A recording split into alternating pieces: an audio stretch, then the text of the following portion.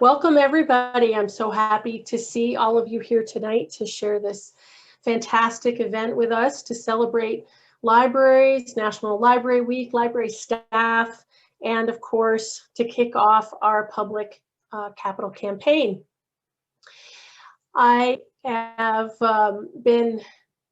spoken with many of you over the time that I've been at the South Burlington Library, and I saw quite a few of you a couple of years ago at focus groups that we put on to gather information about what everyone wanted in their new library. And so hard to believe it, but within just a few months, the building will be complete. And now it's time to make happen all the things that you all brought up at those meetings as being important to you for what's in the library. When we looked at all the information from those meetings, there were three basic categories that people had dreams and aspirations for. One was for welcoming spaces, another was diverse collections, and a third was relevant and plentiful technology. So we have walls and ceilings, and they put up some lights in there, but now it's time to make the spaces collaborative, make the spaces more useful, and make them available so that not only is the library going to use them, but the public can use them. It's time for us to take the extensive collection that we're going to be able to bring to the new library and make sure that it is diverse and make sure that it has multiple copies of things that we need so that you don't have to wait for 6 months to get a book. And it's time for us to take a look at what technology is cutting edge right now and what is basic technology that people might need to bridge the digital divide because they don't have it at home. So those are kind of the areas that we're looking at in this campaign to enhance the building so that it becomes the library of our dreams. And I look forward to showing everybody the new library once we open, showing you around all the different spaces, collections, and technologies. Tonight, I am really honored to have these talented Vermont authors sharing their time and writings to help us make this dream come true, that our library is everything that you want it to be. Enjoy the program. Thank you so much, Jennifer. And we had fun. We made a little video on the construction site, and Jennifer was such a trooper. And it's on the South Burlington Library page. So we're going to get right into our authors because we have 5 authors, and our first author is well, they're all buddies of mine, which is beautiful. But Madeleine Kunin, we know her as a politician, as an ambassador, U.S. Department Secretary of Education. I know her kids, a great mom, a wife. She's been a mentor to me and a friend, which is really important. I love Madeleine Kunin and I love her writing. I think most of us have probably seen her most recent book, Coming of Age, My Journey to the 80s, which I thought was an extraordinary book, really about thriving while aging. And about as we age, we can have passion, we can have intimacy, we can have joy. And Madeleine Kunin continues to lecture. She works really hard on an Emerge, which is to help women who want to run for elected office really go into a training program to do that. And you can see now in its few years since Madeleine founded that I'm in the Vermont House of Representatives. A lot of young women have gotten into positions in Vermont leadership, it's all because of Madeleine. She also, as you know, writes for Vermont Digger on political issues, so she is very prolific. Now, tonight, Madeleine has a new book of poems coming out on August 22nd, so she's going to read some of her poems from Red Kite, Blue Sky. So, Madeleine, if you read for us. John, thank you. Yes. I'm going to read a couple of poems from that new book, which will actually come out sooner than that, April 22nd. And this first poem, Blue Sky, I wrote towards the beginning of the virus of the epidemic. And I went for a walk and I felt better.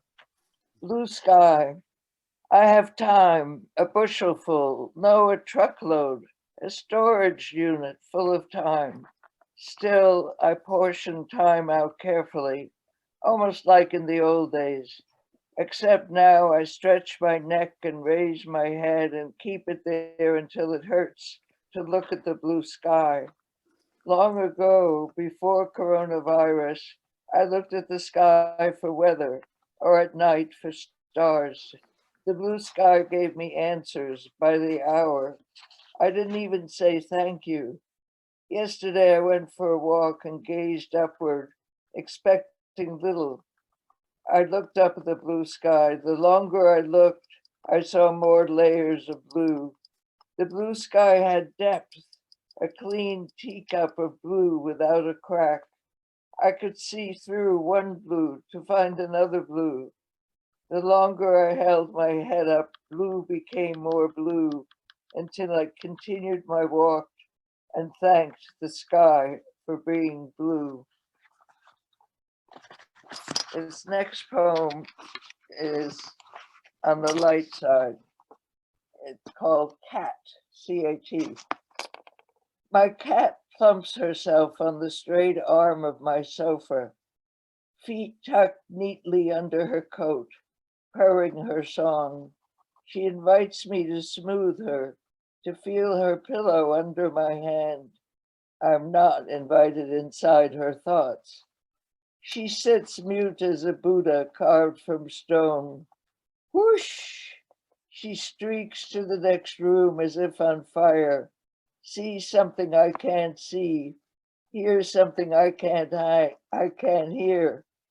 Composed again, even sedate, she claims proximity, sits where I sit, walks where I walk, climbs across my lap and seats herself regally by my side. She stares intelligent at me, as if ready for a chat. Her coin round pupils are circled in gold. She holds her gaze until I give up. A yawn unclips her red mouth, her pointy tiger teeth, a beast. Her mouth closes, her head is lowered. Ah, we are companions once again.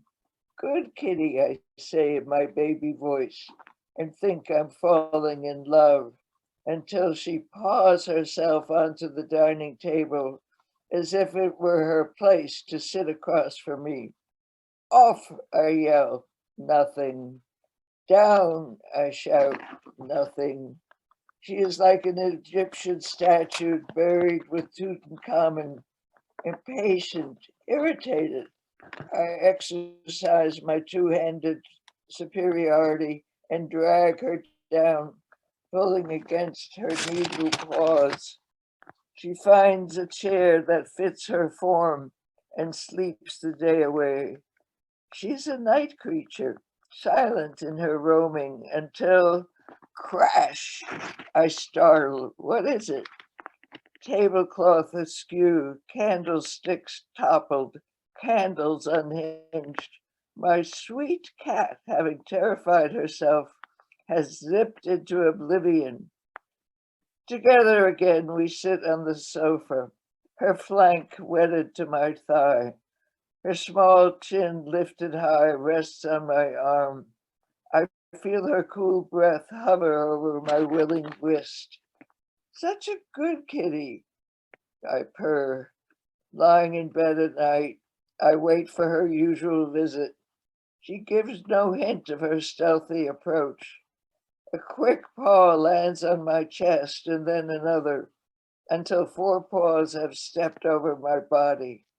She plants herself on the other side and searches until she finds a nest between my twigged legs. She curls herself into a coiled rope, no beginning or end. We share our bodily warmth, hers intermingled with mine, searching for a separate sleep. I dare not move.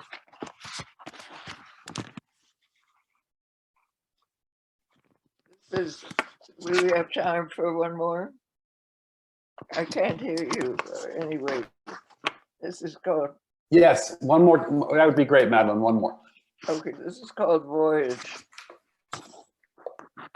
Last night, I thought about my mother's voyage to America, what she faced by herself, saying goodbye to all the relatives at the Zurich train station, accepting prettily wrapped boxes of chocolate from everyone, and given to me on the train to carry safely in a sack, heavy for a 6-year-old.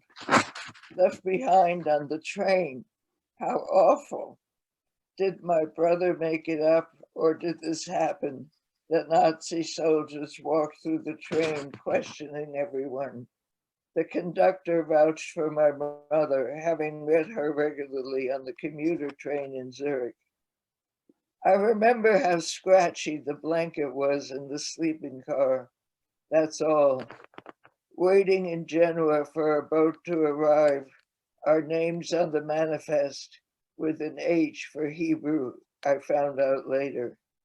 I looked out the window from the top floor of the hotel and saw we thought Japanese soldiers lined up in formation 10 days before Italy entered the war.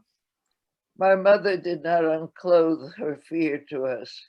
We found our cabin already occupied by 2 women and a baby. We settled in somehow, lugging the big blue trunk which stood upright and opened sideways. Safely inside our cabin on the SS Manhattan, I was delighted by the new taste of apple pie a la mode and played shuffleboard on the tilting ship. We lined up alphabetically at the pier under the letter M for May with a couple named Muller, who became our friends and gave each of us a beautiful book. My cat is invading my territory. And who became our friends and gave each of us a beautiful book every Christmas. Finally, cousins Fred and Irene Cowan found us. She, already American, wearing a red hat, red shoes, red pocketbook. She opened our eyes wide. Madeleine, you have to have coils. All the Goyles in America have coils. We repeated her words for years, silly with laughter. Oh, Madeleine, that's beautiful. And your cat made an appearance too, which was Yes. perfect. That you did a poem. So thank you so much for those. Sure. Now, where can we get your book? Well, it's not out yet, but you'll be able to get it at a bookstore and Amazon, and I'll have more information. But it's supposed to be out April 22nd. Okay, Red Kite, Blue Sky. Thank you. And I love your poetry. And I love how you also, in your last book, you put poetry in there as well. And Jennifer Murray says it will be at our public library as well as it opens this summer. So we look forward to that. Thank you for helping us tonight, Madeleine. John or Madeleine, tell me the title of your book once more so I can put it in the chat for everyone. Red Kite, Blue Sky. Red Kite, Blue Sky. I can remember that. Thank you. Okay, thank you. And now we're going to shift to Tanya Lee Stone, who actually lives in South Burlington. And I've had the pleasure of knowing Tanya as a friend since we moved here in 2010. But I also worked with her. She is the program director of the professional writing program at Champlain College. And I was an adjunct professor the last 2 years teaching a grant writing class. And I have to say, Tanya is a great boss. Head of the department. She was very supportive of me, and I would watch her teach students, and the kids would just love coming out of her classes. They were so excited. A few years ago, Tanya had a party that I was really jealous about because it was she was celebrating her 100th book. Published 100 books. It's like, how could a person possibly do this? But this is Tanya Lee Stone. She's amazing. A lot of her work is known with young adults and about female empowerment. She shares something with Alison Bechdel, who we're going to hear later on tonight, where they both have made the most banned books from the American Library Association. So Tanya can tell us about that as well. She's working on a number of new things, and we'll ask her about that. But tonight she's going to read a recently published short story. It's a abridged version of it. It's for young adults, and it's called "The Fishwives Make the Rules." So Tanya, please. Thank you, John. You're So welcome. nice to see you, and thank you for inviting me. Thank you. Yes, this is abridged for tonight, so I chopped it up to fit in the appropriate time. The Fishwives Make the Rules, the true story of the October days of the French Revolution. One woman beat a drum, signaling a storm in the streets of Paris. Soon, hundreds of women who ran the main marketplace left their stalls for City Hall that Monday morning, October 1789. They were intent on imposing their will on officials. They demanded bread. Some of the women threatened to burn the officials' papers, seized weapons, and grew increasingly angry. They knew what they had to do. The true seat of power lay 12 miles away, safely ensconced within the walls of the Grand Palace of Versailles. There, Louis XVI and Marie Antoinette had no idea they were about to face a female force that would help change the course of the French Revolution. There was no sudden awakening of women. Yes, revolutionary action had been mostly male-dominated, but the females were equally furious, frustrated too, for the men weren't making much progress, and frankly, the business of food fell squarely in the domain of the dame d'Al. At a time when most women had few rights, a dame, married or not, ran her own business under her own name. The dames indeed ruled the rowdy marketplace, running food stalls, buying and selling everything from eggs and vegetables to fruit and flowers and fish to cheese and butter. There was history here, tradition. They had been the heart and soul of the Parisian food supply for 500 years at Les Halles. Imagine 1,000 or so women hawking bushels of vegetables and barrels of fish while keeping up with neighborhood news. Knowledge is power. It was a noisy, smelly place. In warm weather, flimsy parasols shaded food to keep it from spoiling. Customers wound through crowds, seeking the best prices and the freshest food from their favorite dame. Satellite places sprang up in other parts of the city, and the dame's reach extended. They tended a complicated network of suppliers and lenders and customers, navigating both competition and camaraderie. They orchestrated supplies hauled in during the wee hours, dividing and distributing food into smaller lots to sell. Without the dame, there was no food supply chain in Paris. But all was not well. Turning a blind eye at Versailles, the king and queen lived in the lap of luxury, dining on fine foods to their heart's content. Rumor even had it that Marie Antoinette was hoarding grain. Royal recklessness was not the only financial issue. France had spent no small sum battling Britain in the 7 Years' War and aiding the Americans in their revolution. The solution to all of this mess? Financial reform in the form of taxes. But who was likely to bear the brunt of the burden? Le peuple. The stage was set for an uprising. October 5th, 1789. There is a French saying, Les poissards font la loi. The fishwives make the rules. Indeed, it was the fearsome fishwives who were first to mobilize. When the marketplace opened that Monday morning, there was, as usual, little to no bread. Hungry and tired of feeling powerless, the dame d'Al took action. The reaction that had been signaled by one woman beating a drum intensified. After the throng of women rushed City Hall without satisfaction, a heavy rain began to fall, but the dames were undeterred. Off they set for the palace in Versailles. As they marched through the middle of the Champs-Élysées, women came to meet them from every direction, armed with all manner of muskets, swords, knives, pitchforks, and pikes. Whipped up as the wind, they rounded up more women in the streets, occasionally threatening or shaming them into joining, winding their way through the city, then heading west through the countryside. They knocked on doors to recruit more and more people. The rain became relentless. All told, more than 6,000 souls tromped through streets that had turned to mud, motivated to make their needs known. But the bread crisis was not the only pressing problem they planned to address. They wanted the king to approve the Declaration of the Rights of Man that Lafayette had drafted and move the monarchy from Versailles to the capital city. This would literally and figuratively put the king where he belonged, in the heart of Paris, where change had a chance. By nightfall, they had arrived. Things were calm at first. After insisting their only intention was to peacefully plead for bread, a handful of women were allowed entry to speak with King Louis XVI. He promised to help, dispersing some food, deputizing 40 dames, and sending them back to the city in royal carriages, carrying his message of assurance for the mayor. But many who stayed behind distrusted this news, believing the group sent back to Paris was simply a stalling tactic, a ruse. And they were certain the Queen would inevitably change the king's mind.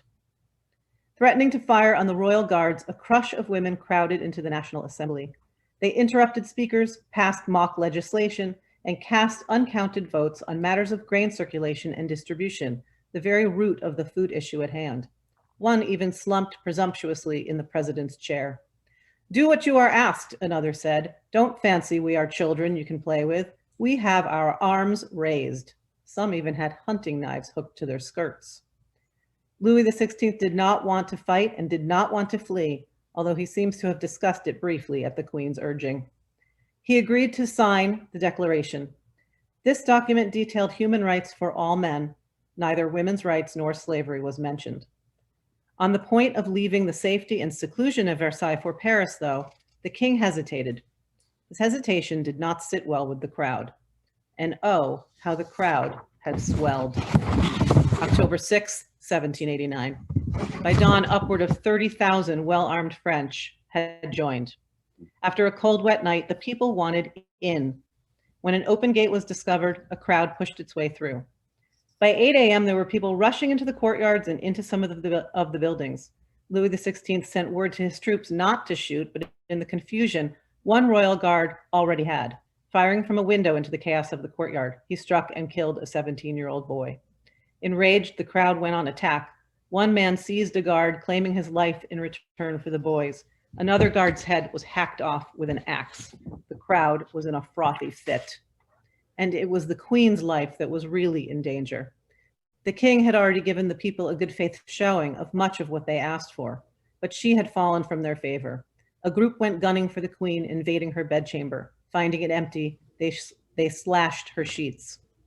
Meanwhile, the National Guard had managed to move the mob out of the palace, but the courtyards were still spilling over with people parading and hiking up pikes that held those guards' severed heads. Shouts of "Loi à Paris, Loi à Paris" rang out loud and clear, ordering the king to relocate to Paris. It was time for a direct response from Louis XVI. Lafayette sought to calm the crowds, preparing them for the king's presence. When the king stood next to Lafayette, a roar rose from the crowd. "Vive Loi! Vive Loi!" Louis XVI asked Lafayette to show the people a sign of unity. Lafayette removed his own tricolor cockade representing support for the revolution, presented it to a royal guard, and hugged him. This sparked a chain reaction in the ranks, with royal guards ripping off their sashes and replacing them with red, white, and blue cockades offered by nearby National Guardsmen. The crowd's praise was deafening, but not all were forgiven. The people demanded an appearance by the Queen on the balcony alone. With no other choice, she stepped onto the balcony. Lafayette bent and kissed her hand, and her presence was immediately, and somewhat surprisingly, rewarded with a clamorous, "Long live the Queen." Louis XVI and Lafayette then announced the news. The royal family would be moving back to Paris immediately. This time, the thousands of parading people accompanying them had loaves of bread instead of heads stuck on their staves. Of course, this is not the end of the story of the French Revolution. In fact, it is just the beginning. But these women had done it, taking charge of their own fate, helping to alter the course of future events with the critical relocation of the king, shattering any illusion that the monarchy was untouchable, and standing as a symbol of the powerful will of the people. Perhaps most importantly, the women showed that the revolution should and would include them, and that they should and would include themselves. Thank you. Oh, Tanya, thank you. I'm really fascinated in, yeah, you do so much writing, but there's a focus on women in history. And why did you choose young adults, or how did you land there? I just think they're some of the best audience out there. They know what they don't like right away. They don't waste time on a book that they're not engaged with, and they are incredibly supportive fans for books that they do like. And I like filling in the missing gaps in history. So that's why. Well, I know you told me there's a John Cage book coming at some point too, so I'm going to hold out for that one since he's one of my heroes. So thank you so much for reading for our library tonight, Tanya. It's beautiful. And I hope you survive your semester at Champlain in this COVID time. So we're going to turn next to Stephen Kiernan, who pre-COVID, I would love having lunch with this guy because we would talk about so many different things. I would also run into him at the YMCA.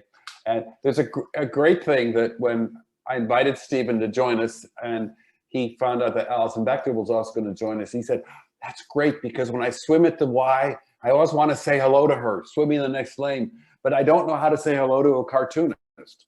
So now Stephen can just say hello to her just on the street.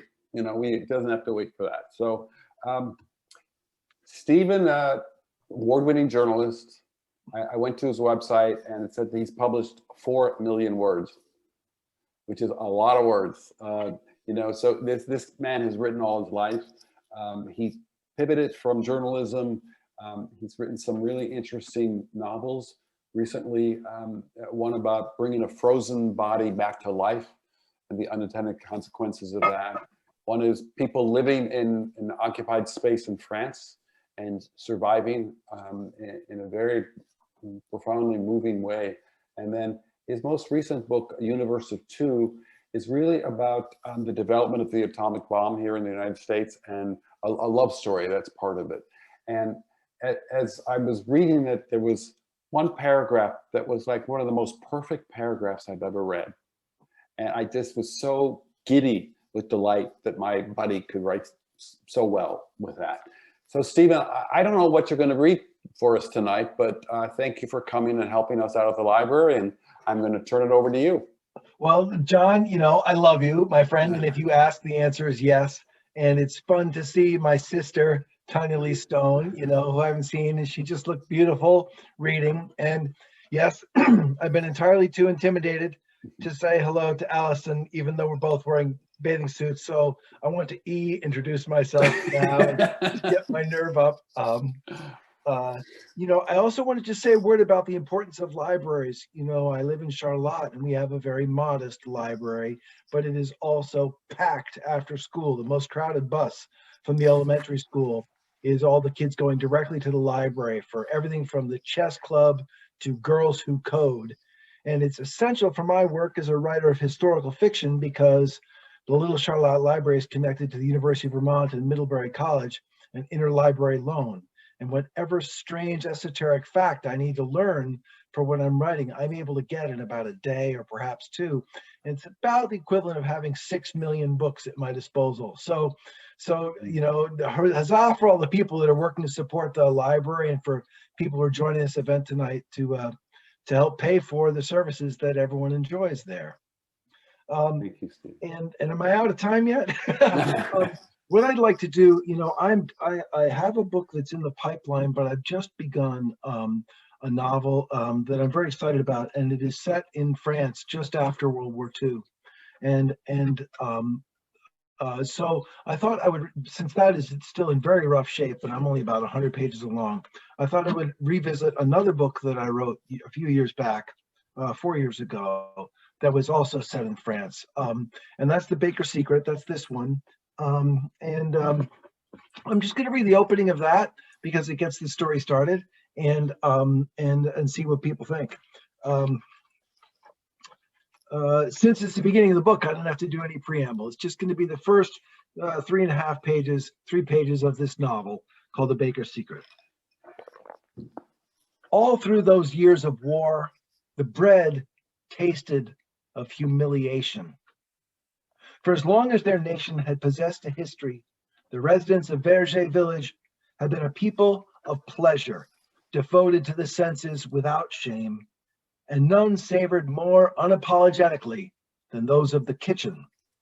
Over a span of centuries, their culture had turned the routine animal act of feeding themselves into an art form. Delectable breakfast morsels with steaming coffee as dark as mud, calming lunches in the shade when haste is the enemy and cheese is the dessert, dinners luxurious, candlelit, and lasting hours. Such was the rhythm of their days. Who has the story to tell?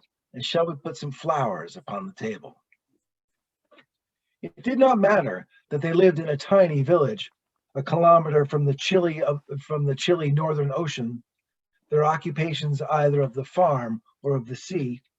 If anything, the labors of manure and milking, mending nets or hauling them, only intensified their love of flavor, patience, the company of friends. Therefore, the baking of bread, a nearly day-long alternation between active kneading of dough and passive waiting for it to rise, could be as gratifying as deep breathing.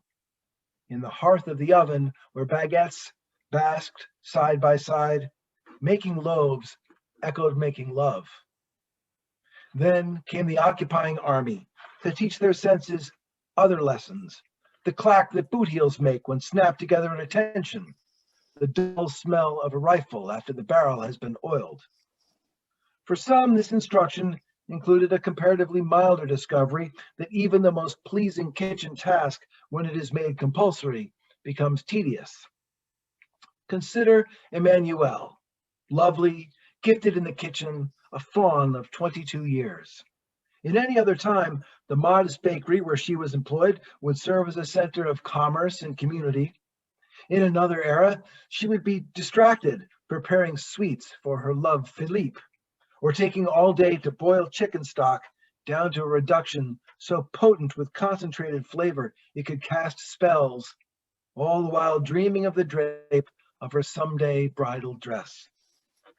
Instead, she rose before dawn that day, the 5th of June, to the crowing of her rooster, a belligerent strutting shouter, widely known and universally disliked, whose name was Pirate because of the dark patch around one eye. Having slept on the floor beside the couch on which her grandmother now snored, Emma folded her quilt, tucked it away, and tiptoed from the parlor without waking the aged woman or causing the occupying army's captain to stir upstairs. Slipping into her shoes by the threshold, Emma strode with purpose across the barnyard. Pirate charged after her in full lecture, his hens, his morning, his territory, until she found a pinch of feed in her pocket and tossed it by the path, winning his silence long enough for her to reach the baking shed. Emma stirred somnolent coals in the brick oven her father had built, tossing in chestnut shells for kindling, giving the ashes a single long breath until they glowed awake and the shells crackled. Then began the tedium, the task the commandant had ordered her to perform 7 days a week, as though she were a cow with milk to be wrung from her straining udder at morning and eve, or a chicken whelping one new egg per turn of the earth. With each passing day, Emma's love of baking grew a fraction drier, till what had once been her greatest joy dwindled till barely a husk. She lifted cheesecloth from several bowls on the side table and studied the dough risen there like white globes. Satisfied with what she saw, Emma punched the rounds, each one contracting with a clean, yeasty sigh. Only then, and after a glance out the opening to reconfirm that Pirate was the sole creature stirring, she reached behind a hanging cloth into a bin, 5 times returning with a handful of golden powder that she sprinkled onto the dough. Straw, ground fine each day to supplement the batter. Containing no nutrition whatsoever, its sole purpose was to add bulk. Thus were the rations of flour she received to make 12 loaves daily for the commandant and his men, enlarged to produce 14, 2 of which she would secret away to divide among her neighbors and whoever in the village was in direst need.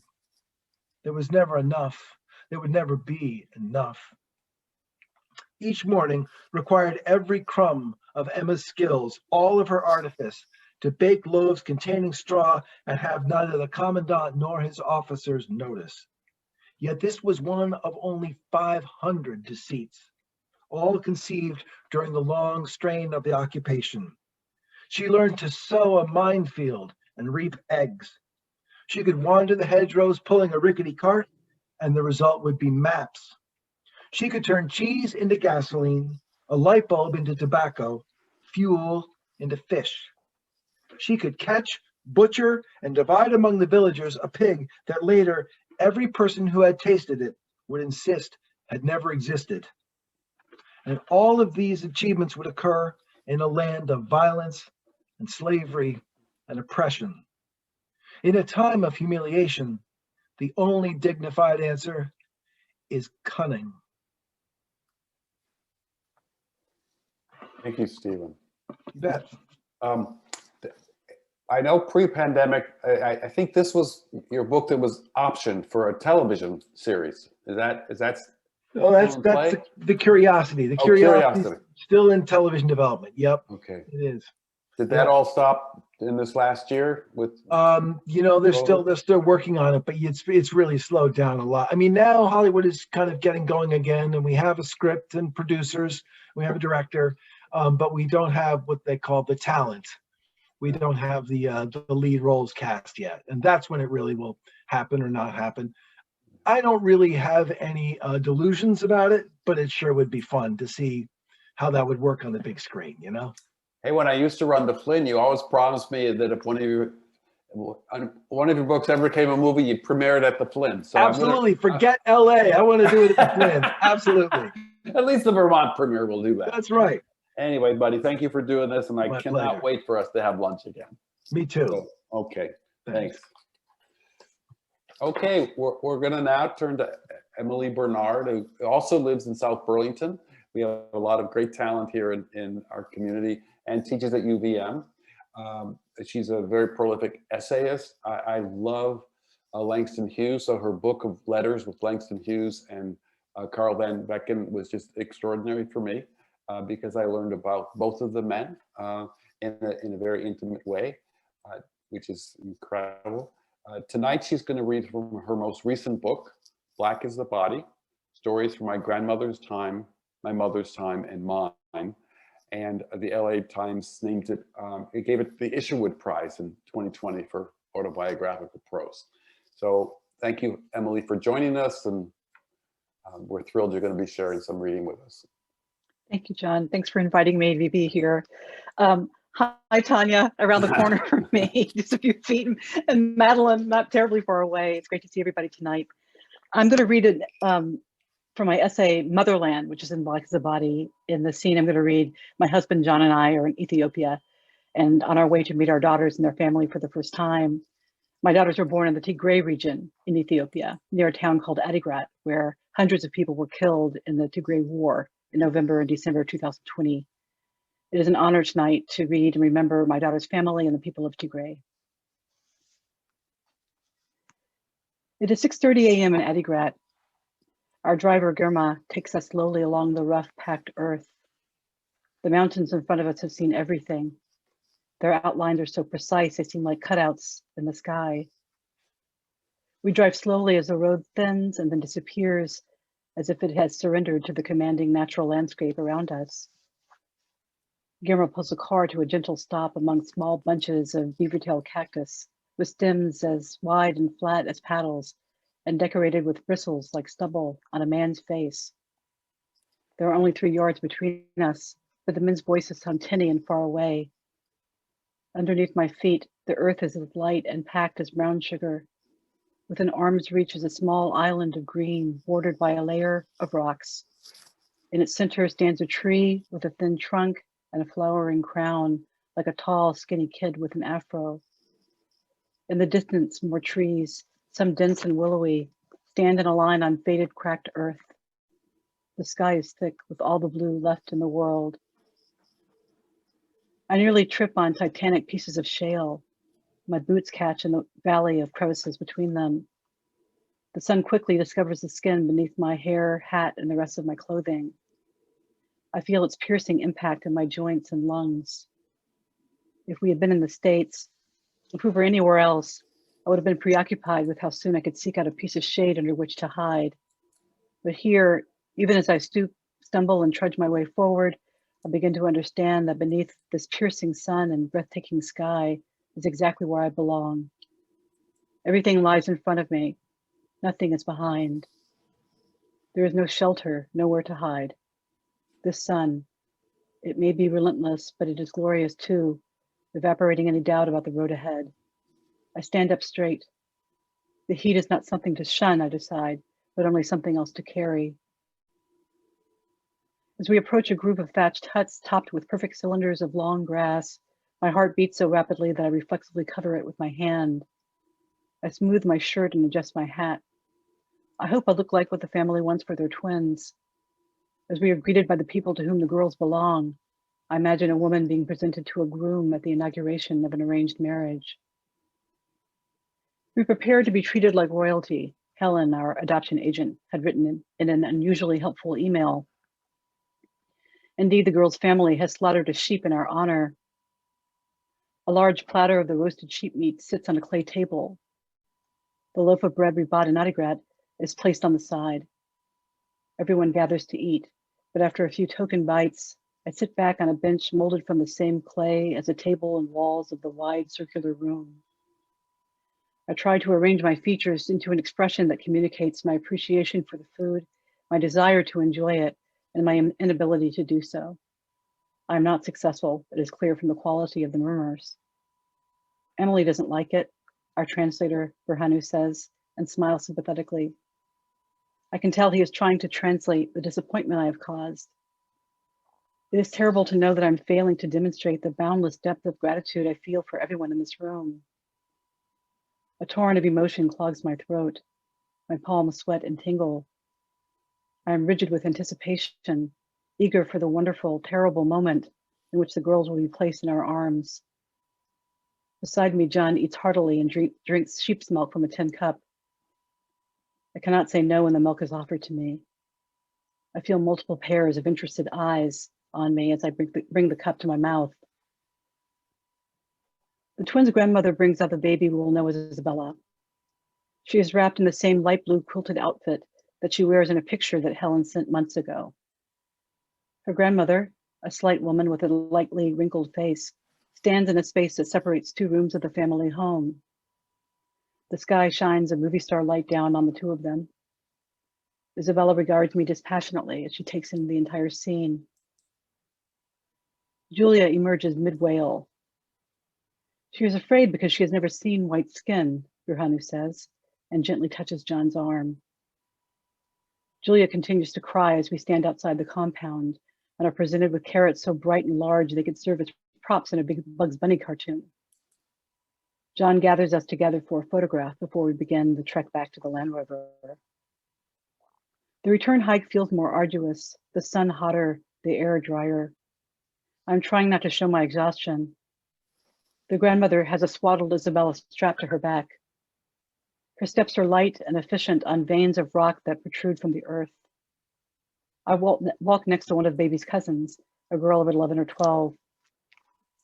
Her eyes are large and kind. The braids in her hair shine.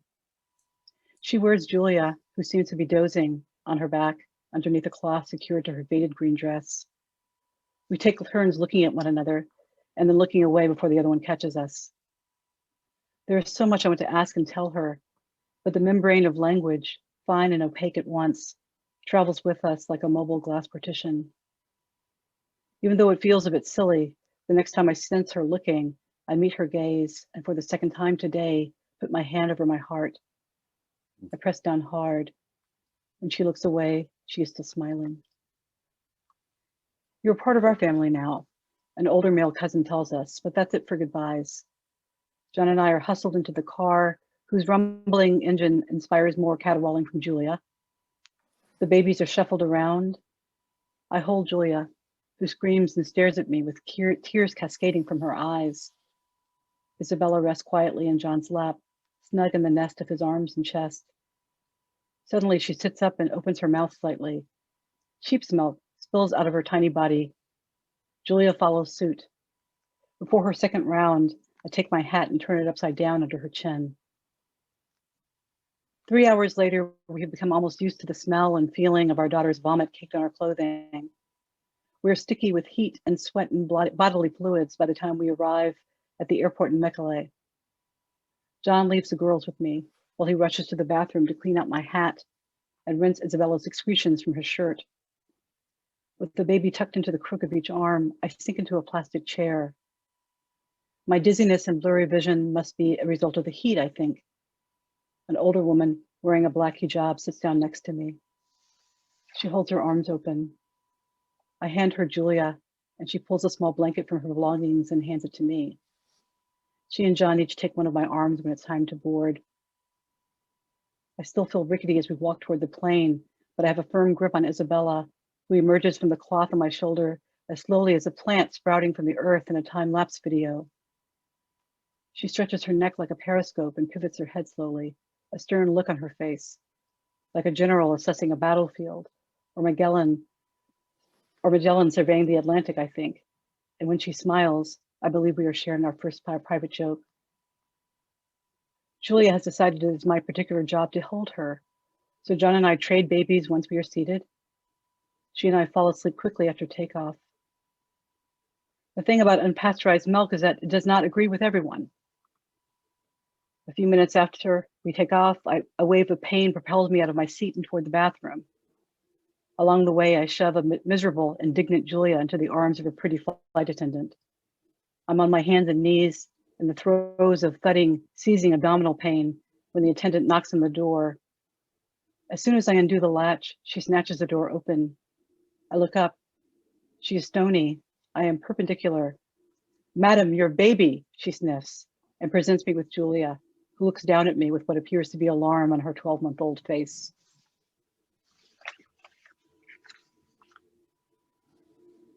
And Emily, they're now 15 years old. 15 years old.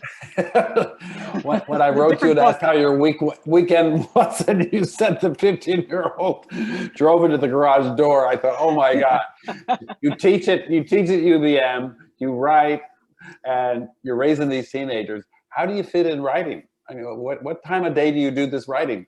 Do you go over to Tanya Lee Stone? You see the state of my house. Yeah, okay. I mean, really, how does it work? Yeah. How does it work? I mean, I think, 1 hour at a time. Yeah. And one deadline at a time, and fear of being publicly shamed. So, I mean, yeah, I think we all make it up as we go, and there are ebbs and flows, times when you can get the work done and times when the laundry demands your attention.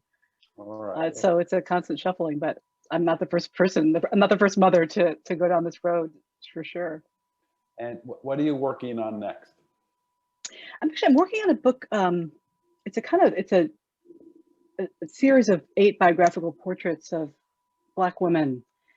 And I'm interested in the undersung or the unsung.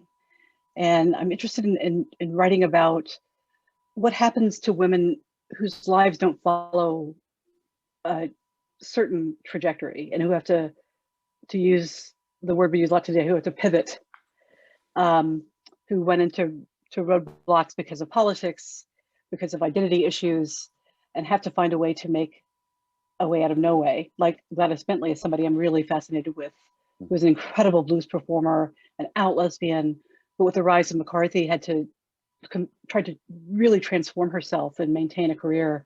Yeah. So I'm interested in those stories and asking what happens and I'm interested in kind of, I think, asking questions about our very American narratives about success and what success really means. Well, I think each of our writers tonight is in their own lives are doing what success really means. So thank you for that, and thank you for joining us tonight. We're going to turn now to Alison Bechdel, who I think Alison and I first met 40 years ago when we were both living in Minneapolis. And if you think back of what Alison Bechdel has done, besides swimming next to Stephen in the pool at the Y sometimes, she's been transforming aesthetic boundaries for decades. Her Dykes to Watch Out For, that syndicated column, is it was genre changing. It was mind blowing. It was extraordinary. And it had a 30-year run. It was amazing. And then Fun Home, which he's going to share some of tonight. Time Magazine named it the best book of 2006, and it totally changed all the rules on graphic novels. There was a lot of male voices in that genre of graphic novels, and here comes Alison, and she rewrites that, and it's a very complex story. And it also was banned. That was the book that was banned along with Tanya's book, American Library Association. It was such a unique piece, and then it was adapted for a Broadway musical. And you think, how can this book work on Broadway? And it was nominated for 12 Tony Awards, and it won 5 Tony Awards. And so to watch that process of Alison as an artist move through all these things and continue writing. She did another beautiful graphic novel about Are You My Mother, which I adore as well. So Alison, thank you again for joining us tonight, and I'm thrilled you're going to be reading from or sharing from Fun Home. Alison.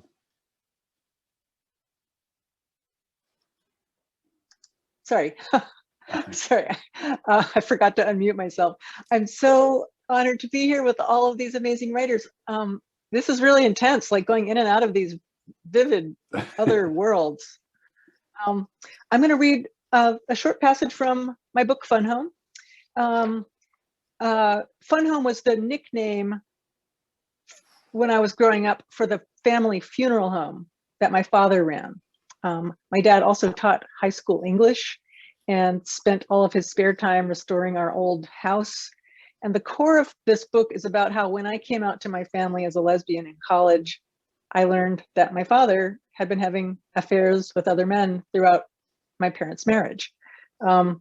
This information completely staggered me. I had no idea. But as I started to look back at my life through this new lens, it began to appear more and more obvious.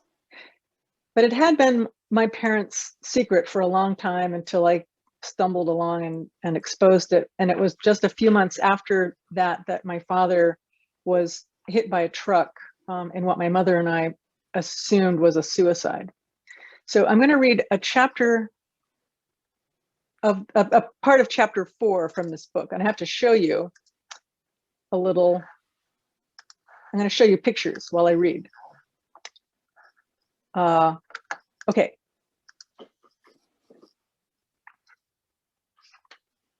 In the shadow of young girls in flower, I have suggested that my father killed himself, but it's just as accurate to say that he died gardening.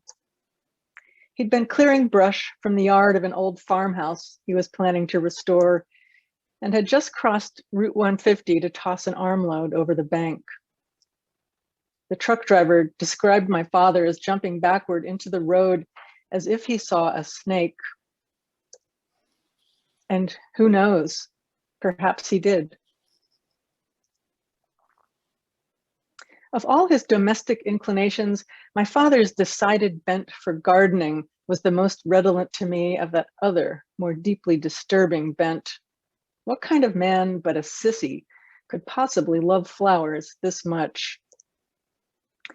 Our home was an efflorescence of bulbs, buds, and blooms, flowers wild and cultivated, native and imported, flowering vines and trees, silk flowers, glass flowers, needlepoint flowers, flower paintings, and where any of these failed to materialize, floral patterns.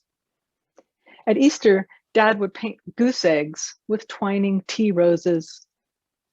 During the ensuing hunt, we would be sure to find a yellow egg and a thatch of daffodils, a lavender egg passing itself off as a crocus, and nestled in the crabapple tree, a pink egg, the precise shade of the blossoms that would soon burst forth there.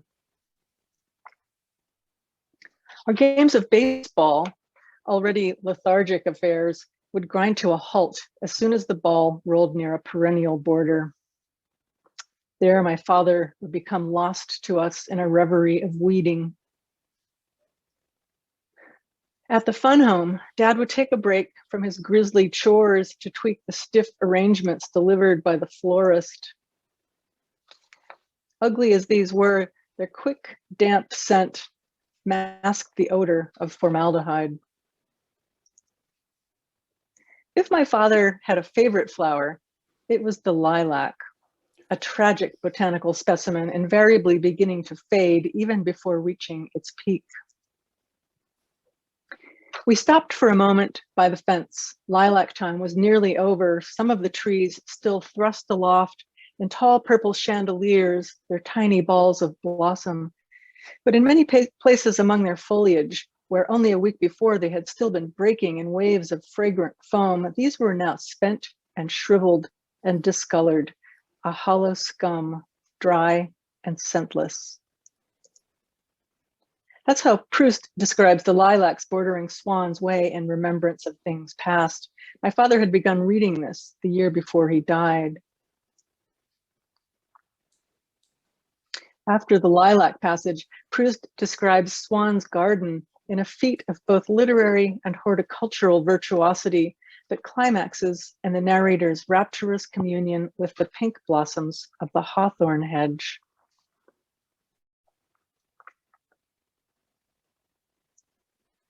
Through the hedge, Proust's narrator could see even deeper into Swan's garden. There, surrounded by jasmine, verbena, and pansies, sat a little girl. The young narrator, failing to distinguish the girl from her florid surroundings, instantly fell in love with her.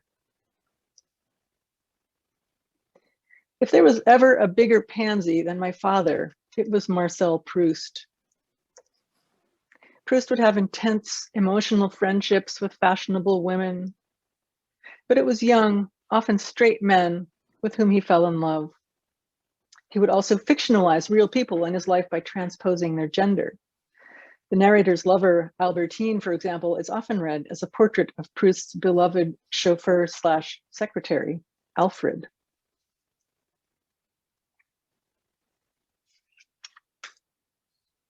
My father could not afford a chauffeur/secretary, but he did spring for the occasional yard work assistant/babysitter.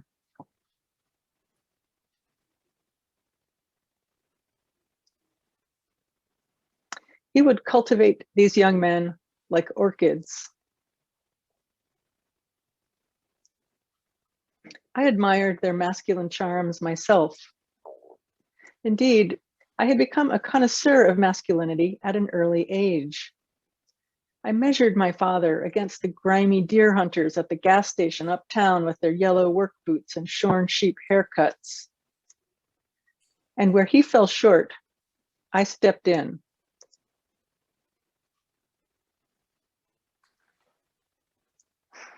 I counted as an indication of my success the nickname bestowed on me by my older cousins. No one needed to explain what it meant. It was self-descriptive, cropped, curt, percussive, practically onomatopoeic, at any rate, the opposite of a sissy. And despite the tyrannical sway with which my father held power, it was clear to me that he was still a big sissy. Proust refers to his explicitly homosexual characters as inverts. I've always been fond of this antiquated clinical term. It's precise and insufficient, defining the homosexual as a person whose gender expression is at odds with his or her sex.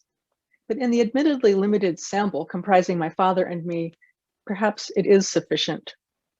Not only were we inverts, we were inversions of one another. While I was trying to compensate for something unmanly in him, he was attempting to express something feminine through me.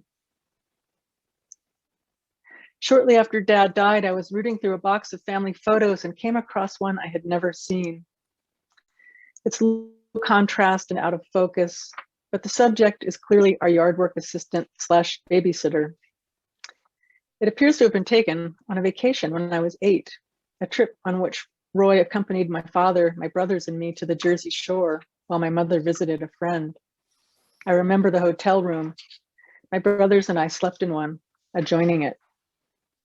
The blurriness of the photo gives it an ethereal, painterly quality. Roy is gilded with morning seaside light. His hair is an aureole. In fact, the picture is beautiful. But would I be assessing its aesthetic merits so calmly if it were of a 17-year-old girl? Why am I not properly outraged? Perhaps I identify too well with my father's illicit awe. A trace of this seems caught in the photo, just as a trace of Roy has been caught on the light-sensitive paper. The picture was in an envelope labeled family in Dad's handwriting, along with other shots from the same trip. The borders of all the photos are printed August 69, but on the one of Roy, Dad has carefully blotted out the 69 and 2 small bullets on either side with a blue magic marker. Why cross out the year and not the month? Why, for that matter, leave the photo in the envelope at all?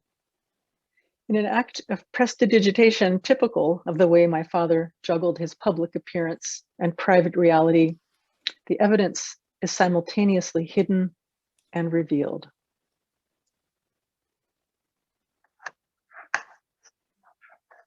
Oh, thank you, Alison. Sure. Now, pre-COVID, Fun Home was optioned. It looked like it was going to be made into a movie. Is that still moving forward? Do you know? Who knows? Who knows what goes on in Hollywood? Yeah. I think it will happen at some point. Okay. And tell me what you're working on right now. I have a new book coming out in 1 month. It is called The Secret to Superhuman Strength. And it's a graphic memoir. It's cartoons, like I usually, that's what I do. And this is a book about it's kind of an exercise memoir. I have always been someone who loved exercise, and the trends and things that I've done have followed pretty much the general cultural exercise trends. So I kind of tell these stories about my life in exercise. Well, what I love knowing you for these decades now is how long it actually takes you to develop a book. Because I remember you talking about an exercise book 5 or 6 years ago. So, I am so slow. This book took me like 8 years. I mean, in my defense, it takes a long time to draw things. I have to write it, then I have to like sketch it all out and draw it. It's crazy. It's like, it's like a monk illuminating a manuscript. well, it's great. It's great. I don't know if you saw Jennifer said from the library, another one for a new book for our library. So let's see if we can, Penny, if you can help us all go back into gallery view. And if people want to ask questions to our authors, we'll raise hands, and I'll try to catch people talking. It's pretty informal. Let's pretend we're at a cocktail party now. So if everybody. Yeah, I think all they really need to do is go up into wherever you find a little icon that says view and put on the part that says gallery, and you should be good. There we go. I see lots of faces. I hope you all do as well. And, what you said, Alison, was amazing to have us journey through these 5 worlds. Was, pretty staggering for me. So I'm so appreciative of these authors sharing their talent with us tonight to benefit our library. So if there's any questions, or the authors could ask each other questions since you all know each other. And Alison, do be nice to Stephen at the Y when we all go back to the Y, okay? just promise me that. Okay. All right, good. All right. John, Megan has her hand up. Okay, Megan, thank you. Jennifer. Megan. Well, I just want to say thank you. Let me remove that hand because it's right in front of my face. I'm sorry I missed Madeleine. I came from a meeting, as we all have so many meetings these days. So I will have to catch the recording, I hope. I've read all of you, and I've never had the opportunity to speak with Alison, so this question's for Alison. I really was touched by your story and your graphics, and I have long been. But your reference to Proust and to the inverti, which is an historical term. It's something that was used in 19th century France and up, into the 20th century. And I'm assuming you know a little bit about Marcel Proust and how these memories come back and they live with us, and it's like something that overtakes our consciousness, right? And so I was really struck by the tone and the cadence of your narrative, and how it was almost like it was evocative of kind of that lure of being drawn into kind of the recesses of your memory of your father and your relationship with your father, and I would just love to have you speak to that more. It was really quite moving. Thank you. Thanks, Megan. I love getting a chance to read. It's weird reading a graphic story because I have to show it at the same time, but it's fun just to. I enjoy the language, I as much as I enjoy the pictures, I enjoy the words. So it was fun to say those words out loud, and yeah, that was just a project of involving a lot of recollection from my childhood. So I feel very glad that it resonated for you. Thank you. And Stephen, since I know you and your writing process pretty well, you also take years to write your books, and you also I know you were working on one about some visual artists that you worked on for a year or two, and you just said, okay, it's not ready yet, I'm going to stop on this one right now, and you went back to another book. And so how do you do that? I mean, Alison said it takes her 5 or 6 years sometimes to get the book right. And well, it seems... I think we should just sort of put on the table, John, is that you are one of my alpha readers. That is, that when I have a finished draft that I only can trust 1 or 2 people with, John is someone that I can trust. And the main reason is because there are 2 things. I think one is that when he doesn't like something, he will say something like, "This is terrible." And when he likes something, he will say, "If you take this out in the final draft, I will kill you." so that helps with the revision process. There's some guidance. The way it works with me is I have to have the idea in my head for a lot of years, and I'll have, at any given time, I've got 3 or 4 novels that I just kind of nudge around and see which one is ready to emerge. And so yes, I did a lot of work on a novel that was based on the last 2 weeks of Jackson Pollock's life, and it's a horror story, what happened in the last 2 weeks of his life. And there is a siren that leads him onto the rocks, and it was really dark, and it was great to immerse in that art. And I just didn't have the story in me. I didn't.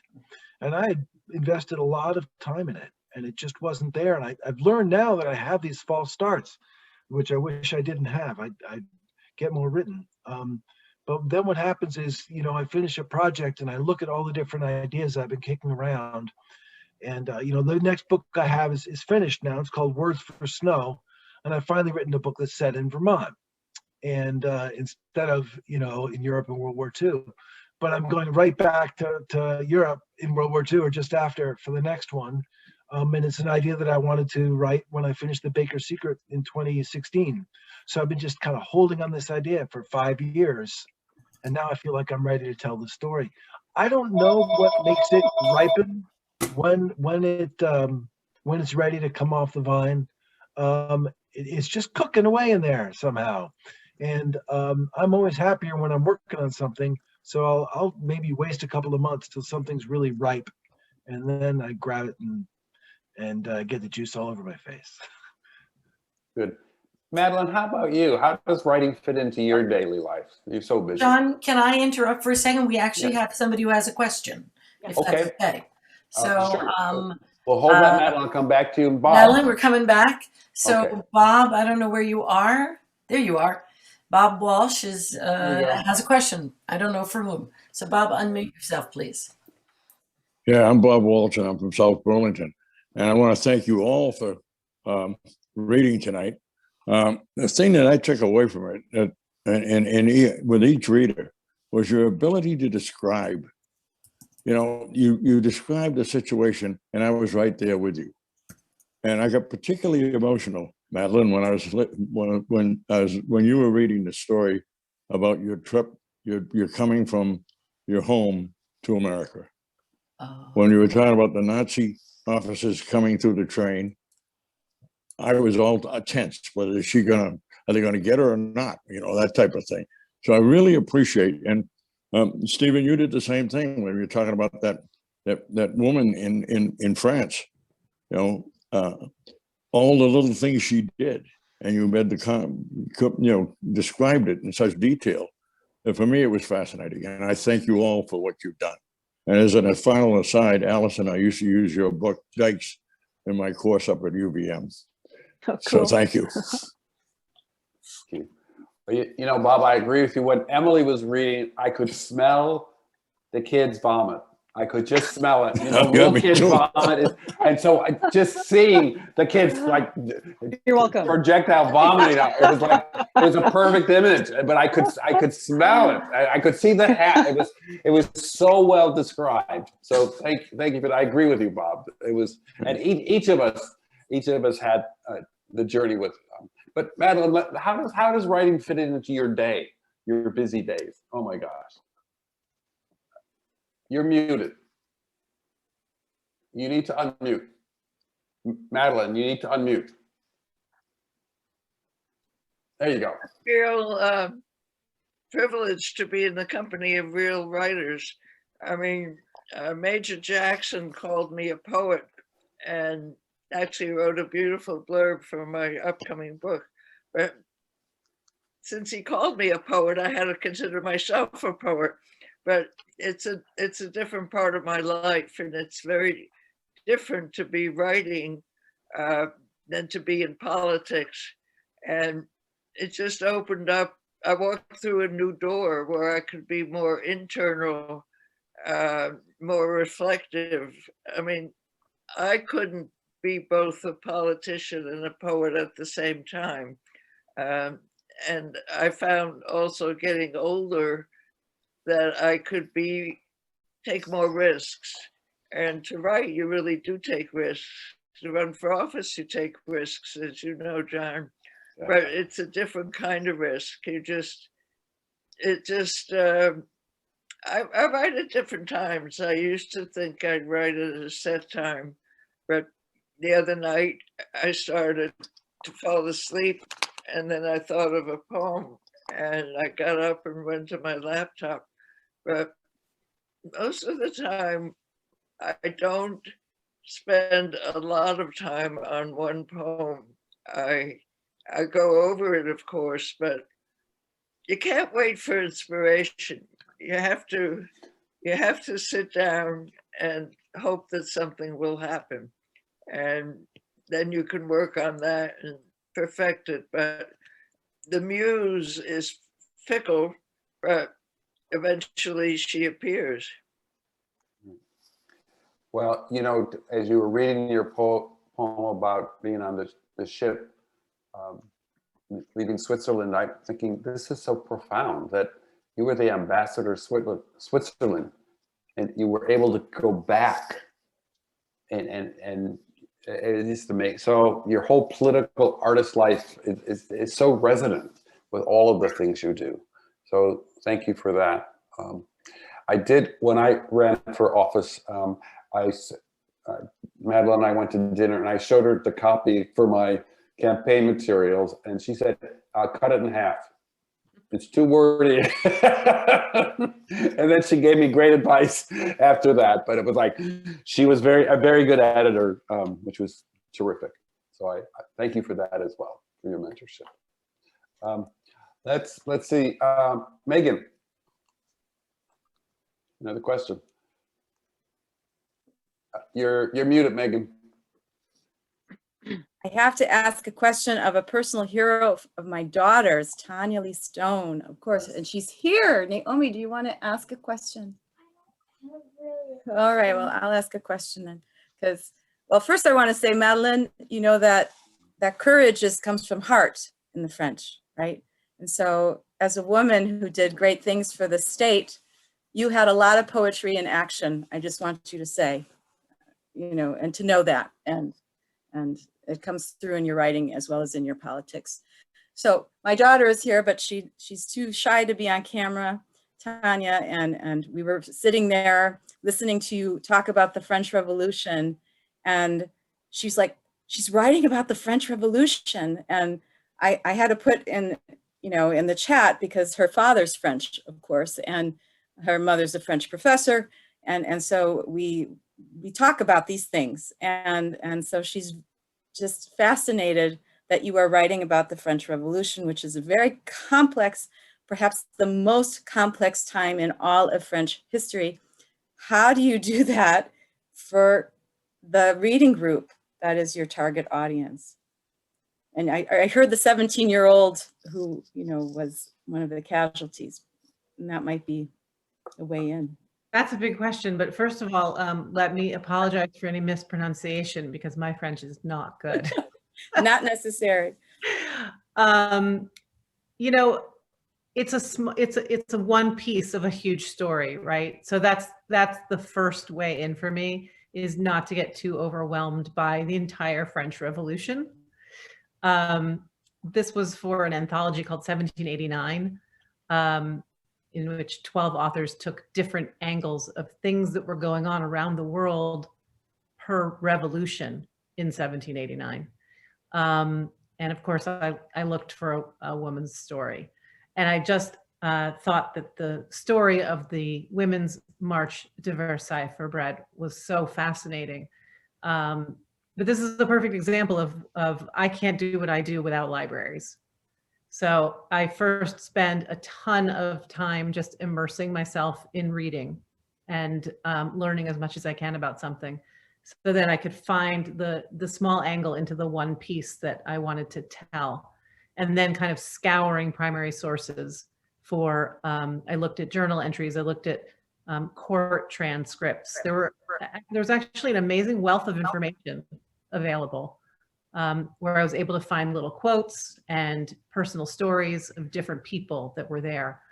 And so for me, the fun part of writing nonfiction in a narrative way, so creative nonfiction, is finding all of these amazing primary source bits of juicy information and being able to use all those sort of tools of fiction at my disposal, but not make anything up.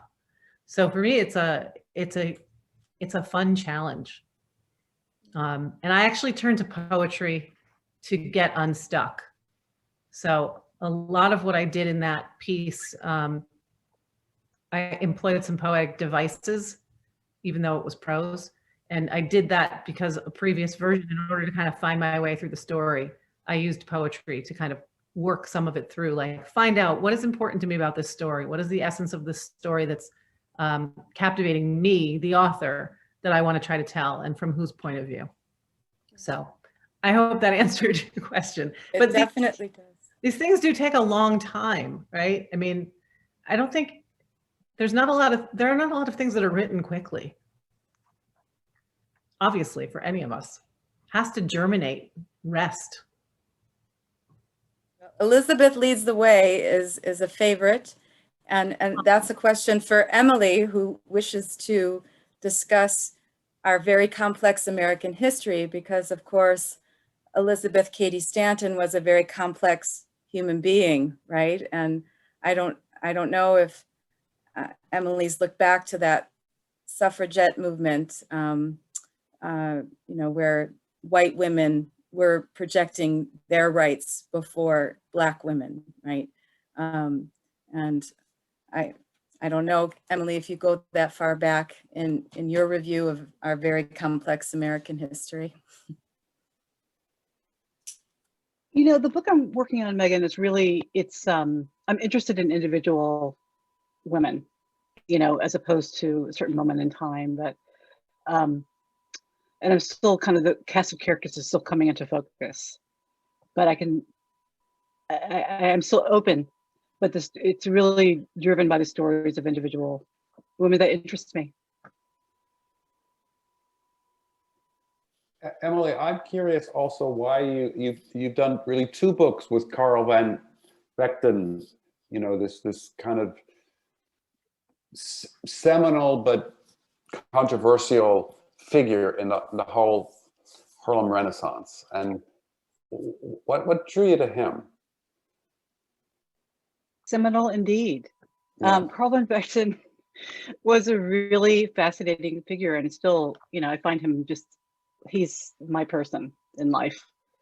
You know, I read about him when I was in college, and I just never got over it. I mean, he was, you know, this incredibly bullheaded visionary when it came to American art. And he was really interested in African-American culture and art forms like jazz, blues, gospel. You know, he was a person ahead of his time in many ways. You know, as a gay man who was prolific in terms of his desires, it all got worked out in his art. And so they're just, I mean, thankfully he was someone who kept a meticulous record of his life and all of his passions. So it's all there for us to understand. But I think it's the first time I read about Van Vechten that I understood that you could become close to someone who died, you know, before you ever were born. I mean, I never knew that was possible, I think, to know someone so well. And it's because of libraries, it's because of archives. You know, the thing I miss the most in life is being able to go to a library and like Tanya's talking about, rifling through the primary documents and the thrill I experience, you know, handling his stationery and reading his diaries is something I just never recovered from that excitement of just being and really coming to know someone. And also just it's a sacred thing to me to be able to tend to somebody's life and the effects they leave behind. I think it's such a gift, you know, to do that for generations to come. So I really became, I mean, he's the beginning of everything for me. What it meant to be a scholar, to be a writer, to be someone who was willing to take risks in the work it starts with him. You know, the book on Van Vechten and Hughes, people always assume it's Hughes that drew me to that project, but Langston Hughes is easy to love. I mean, he was beautiful and unfailingly nice to everybody. But Van Vechten was really a difficult person with like many sides of a diamond in his personality. So I haven't gotten to know him all the way, and I haven't gotten over him yet. There'll probably be more work on him coming up. Well,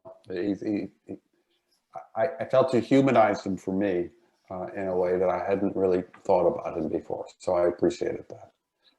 John, Maddie's got her hand up. Okay. I think this will be our last question of the night. So please go ahead.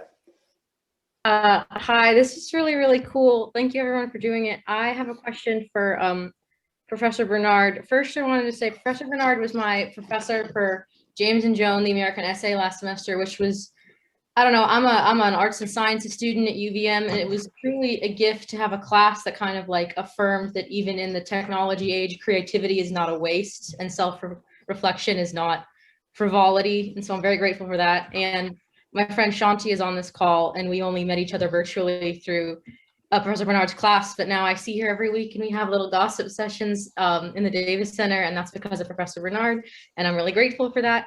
My question, I guess, Professor Bernard, I'm sure I've asked you versions of this question, but I'm running into it again in my current writing project. How do you balance, when I read your essays, I think, wow, the attention to detail is so much that you must have like known what, well, obviously with the adoption of your daughters and like going to Ethiopia, those are such big moments in your life that it would make sense to like after you were done being sick on the airplane, to like pull out a notebook and be like, let me write that down so I could turn it into an incredible essay later.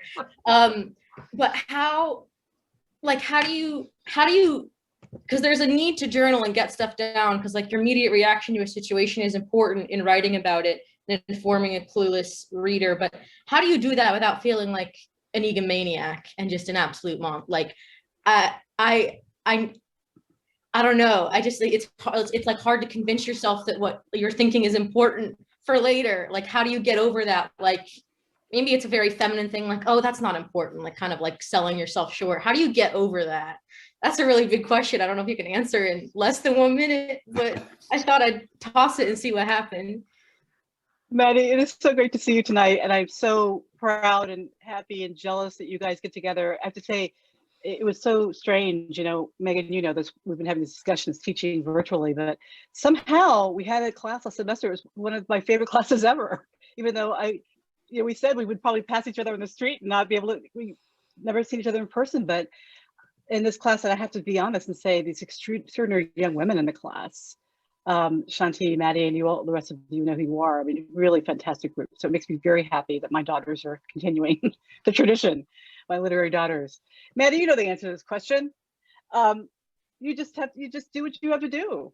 But in my case, I'll confess that I'm lucky enough to have a husband who let me rob him blind. I mean, he actually had an essay he was going to write about this, and I just muscled him out of the way. Very well, Maddie. Marry a person who lets you do that kind of thing. No, seriously, John had taken a lot of notes, and we both had, we were able to compare, you know, what happened, and he has a great memory. And we took a lot of video on the trip, so it was really one of those rare, he is a great sport, long suffering. It was one of those situations where, you know, it was just, I had the stuff with me. I could actually go and compare memories to what I written down, but I wouldn't, I mean, I would not have been able to write that essay if I didn't have all the photographs and the video and John's memories and John's nearly completed essay that I kidnapped. So that's really what happened. But I think you know that you just have to, the stories come and then you just find a way to bring them into being, and you know that as well as anybody. Well, I think for all of the writers, it's you do what you have to do. Sounds like a good MO there. You know, I was quite worried about how are we going to do this on Zoom, and I have to say it was very intimate. So Penny Tompkins, thank you for this spotlighting you did, because watching Madeleine read up close like that and have the cat come and cuddle with you was just, it was spectacular. You know, I had each of you there, and you know, watch Alison with her.